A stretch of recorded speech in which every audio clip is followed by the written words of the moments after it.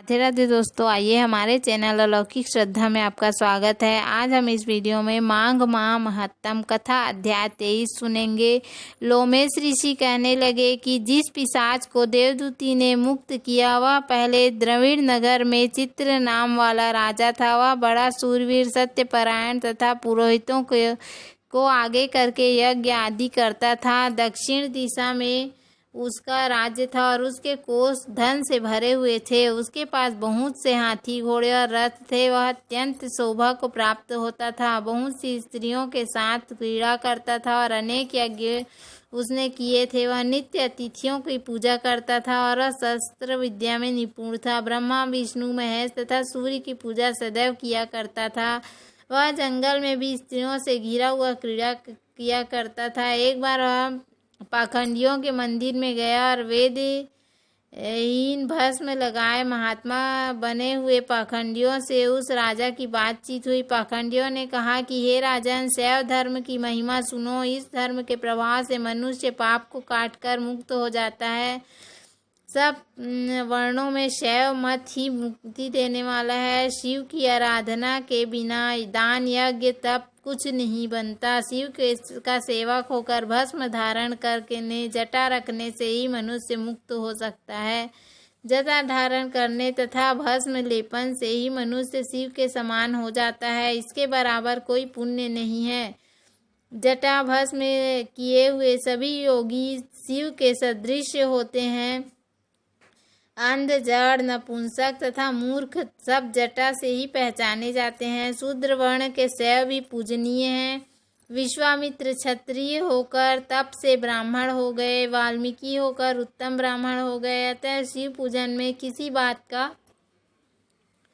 विचार नहीं है। तप से ही ब्रह्मत्व प्राप्त होता है, जन्म से नहीं। इस कारण शैव का दर्शन उत्तम है तथा शिव के सिवाय दूसरे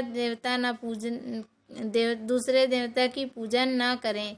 शिव तपस्वी को विष्णु का त्याग करना चाहिए, विष्णु की मूर्ति का पूजन नहीं करना चाहिए। विष्णु के दर्शन से शिव का द्रोह उत्पन्न होता है और शिव के द्रोह से रौरव आदि नरक मिलते हैं। इसी से भव सागर से पार होने के लिए विष्णु का नाम भी नहीं लेना चाहिए। शिव भक्त निशंक होकर जो शिव से प्रेम करता है वह कैलाश में वास करता है, इसमें कुछ संदेह नहीं है। इस धर्म का पालन करने वालों का भी कभी नाश नहीं होता।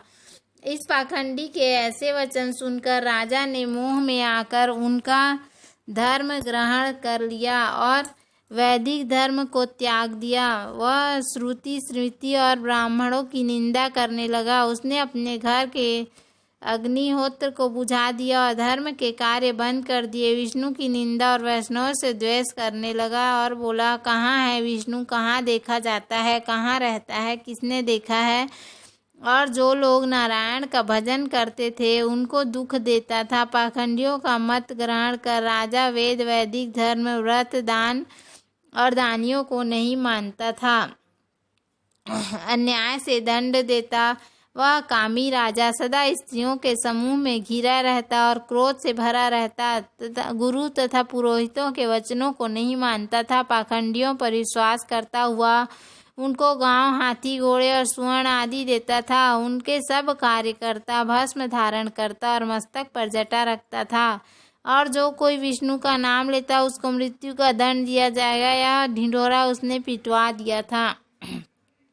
उसके भय से ब्राह्मणों तथा वैष्णवों ने उस देश को छोड़ दिया और दूसरे देशों में चले गए। सारे देशवासी केवल नदी के जल पीते थे। जीविका से दुखी होकर वृक्ष आदि नहीं लगाते थे, ना ही खेती बाड़ी करते थे। प्रजा अन्न के अभाव से सड़ा गला अन्न भी खा लेती थी। आचार, विचार, अग्नि क्रिया सबको छोड़कर काल रूप की तरह वह राजा शासन करता था।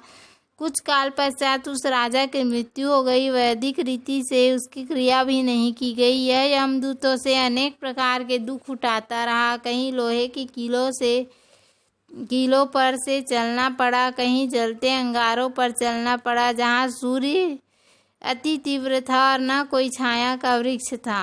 कहीं लोहे के डंडों से पीटा गया, कहीं बड़े बड़े दांतों वाले भेड़ियों और कुत्तों से काटा गया। इस प्रकार दूसरे पापियों का हाहाकार सुनता हुआ वह राजा यमलोक को पहुंचा। बोलो श्री हरि विष्णु भगवान की जय। तो उम्मीद है आपको हमारा वीडियो पसंद आया होगा। यदि हमारा वीडियो पसंद आया तो वीडियो को लाइक, शेयर और सब्सक्राइब करना ना भूलें। धन्यवाद। राधे राधे। अगली कथा हम कल सुनेंगे।